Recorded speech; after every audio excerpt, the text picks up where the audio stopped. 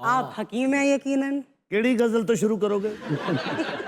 मोहतरमा वीना मलिक साहिबा, जी हकीम साहब। मैं तुहाडा बहुत मशकूर और ममनून हाँ कि तुसी अपने शो मस्तियां विच हकीम जलथल नूं बुला के हकीम जलथल? कई मरीजां नूं तंदुरुस्त होने का मौका दिता है। बिल्कुल। I am MBBS doctor Guddu. MBBS, ओ MBBS की डिग्री है। तनान तो लेके अफगानिस्तान तक साडी हिकमत चल दी। वीना जी ये लोगों को इतना डिस्टर्ब कर रहे हैं, पता नहीं कौन कौन सी चीजें घोट घोट के ना उनको पिला रहे हैं ये। हाँ, ये वजह नुस्खे शुस्खे जो होते हैं इनमें क्या क्या चीजें आप लोग डाल देते हैं। मैं सब कुछ तानू दस दवा, तू बाहर जाके वीना मलिक दवा खाना खोल लवे ते 6 महीने पहाड़ों ਦੇ ਵਿੱਚ ਬੂਟੀਆਂ ਲੱਭਦਾ ਰਿਹਾ, ਘਰ ਆਇਆ ਬੱਚਿਆਂ ਨੇ ਨਹੀਂ ਪਛਾਣਿਆ। नहीं, ये हकीम लोग जड़ी बूटियों से मैडम बनाते जी, हैं ਜਦੋਂ चीजें। ਬੂਟੀ ਨਹੀਂ ਮਿਲੀ ਤੇ ਉੱਥੇ ਸੁੱਕਾ ਧਨੀਆ ਜਵੈਣ ਮਿਕਸ ਕਰਕੇ ਤੇ ਕਹਿੰਦਾ ਮੈਂ ਪਹਾੜਾਂ ਤੋਂ ਬੂਟੀ ਲੈ ਕੇ ਆਇਆ। ए झूठे झूठे झूठे।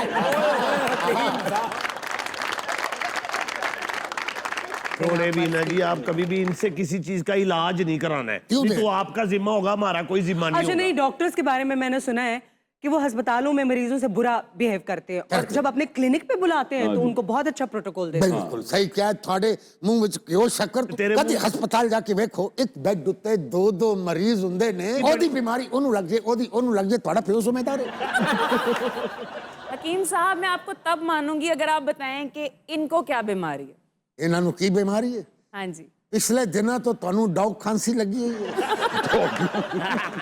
4 दिन तुसी सुबह सुबह उठ के फ्रेश छिछड़े लेने ने, तो फिर उन्होंने सेक के लस्सी च पा के छिछड़े कामन नू पा देने, लस्सी पी लेनी लस्सी है और है। खंग ठीक हो जाएगी। ये इलाज है इनके। डॉक्टर साहब, मुझे तो लगता है आप सारा टाइम अपनी तैयारी पर ही लगाते हैं। मैडम ऐसी कोई बात नहीं है, ये चूंकि हमारी पढ़ाई जो है वो बड़ी हाई लेवल की होती है, वो बड़ी ऊपर तक की पढ़ाई होती है, डॉक्टर की कोई आम पढ़ाई नहीं होती। हाइजीन का ख्याल रखना, यू लुक रियली क्लीन या, एंड टाइडी। हमने उधर गर्ल्स के साथ भी ऑपरेशनों की ट्रेनिंग करनी होती है। अक्सर सारे ऑपरेशन जिहड़े ना मेरे हाथ से कामयाब होंदे ने, बस पिछले दिनों मैं एक ऑपरेशन च कैंची भुल गया सी।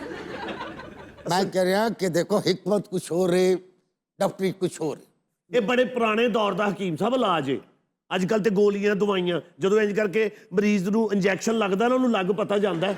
पुराने पुराने हकीमों ने दुनिया में कितना नाम रोशन किया है। हकीम लुकमान, अरस्तु, अफलातून, सो मेनी। ये सारे ही साडे खानदान दे शागिर्द नहीं, शागिर्द नहीं, शागिर्द नहीं।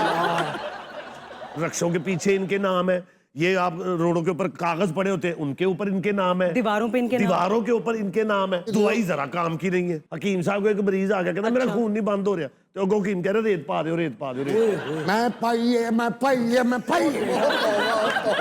तू रेत नहीं पाई, तू अपने वड्डियां दे सिर च खे पाई है। डॉक्टर साहब, एक बात मैं कहूंगा कि अगर मैनू कहनी तुसी जी, मैं ये कह रहा हूँ कि अगर घर में कोई इस तरह की चोट वगैरह लग जाती है ना, तो तब इनके ही दिए हुए नुस्खे काम आते हैं। आप लोगों के पास बाद में जाते हैं हम। छड़ दिया करो, एक ए ठेवे ने सारे असल डॉक्टरी होए जिहड़ी पढ़ी लिखी होवे। वैसे what you said is right, क्योंकि घर में अगर कोई बीमार हो या इमीडिएटली कुछ भी हो तो सबसे पहले जो घर की रेमेडीज होती है ना, वही काम आती है। देखे ना, अगर तो कोई गिर रेमेडीज किन्ने दित्ती है, किन्ने दित्ती है? आपकी ही बात कर रहे हैं भाई, आपकी वकालत कर रहे हैं। ओ, आप उछलना ना, उछलना ना। हकीम साहब, ਤੁਹਾਡੀ ਕੁਆਲੀ ਦਾ ਟਾਈਮ ਹੋਇਆ, ਤੁਸੀਂ ਕਿਉਂ ਟਾਈਮ ਸਾਰਾ ਇਹੋ ਜਿਹੇ ਕੁਆਲੀ ਕਰਦੇ ਕਰਦੇ पखे चुगल देते, मेरी तौबा तौबा। ये बताएं कि फक्की होती क्या है, उसमें क्या डालते हैं आप? ये फक्की तो बड़ी मजाकों में भी इस्तेमाल इतना होती है, जुगतों में। खूबसूरत तुसी ये फक्की नू डिलीवर कीता है। बड़ी लिखी लड़की दे मुंह में पहली बारी सुने फक्की। वाह वाह वाह। अच्छा, जवाब तो दे ना। फक्की दा खुद मैनू मजा आने लग हाँ, पिया। लोग एक दूसरे कहते हैं मैंने इसको फक्की दे दी, मैंने फक्की दा मतलब ये नहीं हुंदा, हुंदी वो मेडिसिन नहीं है। अच्छा। फक्की दा मतलब है तली ते पाके फक्की। अच्छा हकीम साहब, मेरा एक आपसे सवाल। जी जनाब। आपके पास कोई ऐसी दवाई है कि मिर्जा साहब के बाल उग जाएं? उगजन वाल ਇਹਨਾਂ ਦੀਆਂ ਦਵਾਈਆਂ ਨਾਲ ਹੀ ਤੇ ਇਹਨਾਂ ਦੇ ਇਹ ਹਾਲ ਹੋਏ ਨੇ। ਪਤਾ ਨਹੀਂ ਕਿਹੜੇ ਕਿਹੜੇ ਠੂਇਆਂ ਦਾ ਤੇਲ ਬਣਾ ਬਣਾ ਕੇ ਉਹਨਾਂ ਵਿਚਾਰੇ ਦੇ ਸਿਰਾਂ ਦੇ ਝਸਾ ਝਸਾ ਕੇ ਕੀ ਹਾਲ ਕਰਤਾ ਹੈ। डॉक्टर साहब मैं 3 बार ਸਾਹਿਬਾ ਨਹੀਂ ਸਾਹਿਬਾ, ਤਮੀਜ਼ ਨਾਲ ਗੱਲ ਕਰੋ। मैं अपनी साहिबा वापस लाई, मैं इन्हां दे 3 बारी पहले वाल उगा चुका। ਇਹ ਫਿਰ ਕਿੱਥੋਂ ਪਟਾ ਕੇ ਆ ਜਾਂਦਾ? तो वो किधर के बाल इनके? जिधर गईयां 4 बीवियां उधर गए वाल। बिना मेरे को शुगर दा कोई पेशेंट आ जावे, अच्छा। 7 दिन बाद 2 किलो चीनी और मैं पलियों देना। ओ, तो वो ठीक हो जाता है? नहीं मैं सस्ती देना कई मरीज मेरे को चारपाई ते आए ने अच्छा, कोई आप वाकया सुनाए ना वाकई सुना रहा मैं कोई लव लेटर लिख रहा कई कई मरीज मेरे को चारपाई ते आए ने ते पैरों ते टुर के गए अच्छा, क्योंकि थोड़ा जिहा क्लिनिक के अंदर आए पिछों मैं मंजी चोरी करवाती ਮਾਸ਼ਾਅੱਲਾ 17 ਦਿਨਾਂ ਦੀ ਘਰ ਫੱਕੀ ਲੈ ਕੇ ਗਏ ਨੇ ਤੇ ਬੀਵੀ ਇਹਨਾਂ ਦੀ ਨੂੰ ਪਤਾ ਨਹੀਂ ਲੱਗਾ ਉਹਨੇ ਗੁੰਨ ਕੇ ਤੇ ਇਹਦਾ ਪਰਾਠਾ ਬਣਾਤਾ ਹੈ अच्छा डॉक्टर साहब आपसे एक छोटा सा सवाल करना ਇਹ ਕੋਈ चाहूंगा ਲੰਬਾ ਜਿਹਾ ਕਰ ਲੈ ਮੈਂ ਕਿਹੜਾ ਜਵਾਬ ਦੇਣਾ नहीं नहीं लोकल एनेस्थीसिया और जनरल एनेस्थीसिया में क्या फर्क है? ਲੋਕਲ ਜਿਹੜਾ ਹੁੰਦਾ ਉਹ ਮਰੀਜ਼ ਥੋੜਾ ਸੌਂਦਾ ਹੈ अच्छा। ਜਿਹੜਾ ਜਰਨਲ ਹੁੰਦਾ ਨਾ ਉਹ ਮਹੀਨਾ ਵੀ ਪਿਆ ਰਹਿੰਦਾ ਹੈ भाई जो आजकल दौर जा रहा है मोहतरमा वीना मलिक साहब ਉਹਦੇ 'ਚ ਤੁਹਾਡਾ ਫੌਤ ਹੋਣਾ ਬਣਦਾ ਹੈ एनेस्थीसिया देने की आजकल डॉक्टरों को जरूरत ही नहीं पै रही अच्छा क्यों?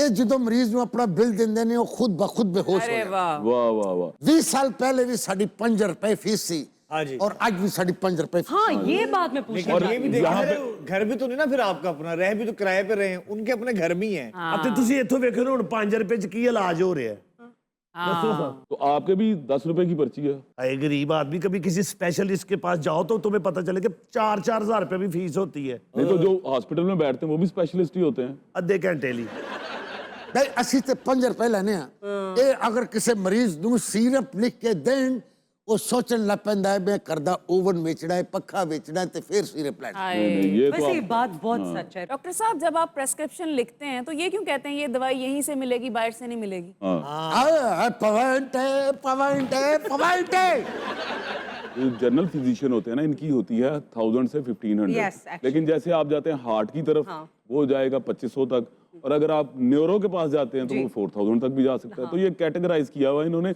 और एक और बात मैं यहाँ पे जरूर इनसे पूछूंगा आपके तवज्जुह से कि ये जो उसके ऊपर लिखा होता है यानी दवाई का वो प्रेस्क्रिप्शन के ऊपर वो सिवाय मेडिकल स्टोर के और को पढ़ ही नहीं सकता। अबू बकर साहब असल में पता उस पर लिखा क्या होता है कि मैंने लूट लिया है अब तुम्हारी बारी है। वीना जी जी, मेरे असूल ने मैं कदी खवातीन दी नब्ज पढ़ के उन्हें चेक नहीं किया क्यों? अच्छा साडे खानदानी असूल ने मैं हमेशा खवातीन दी नब्ज ना तागा बन के अपने कन न ला के दस दिता है कि इन्होंने की मसला है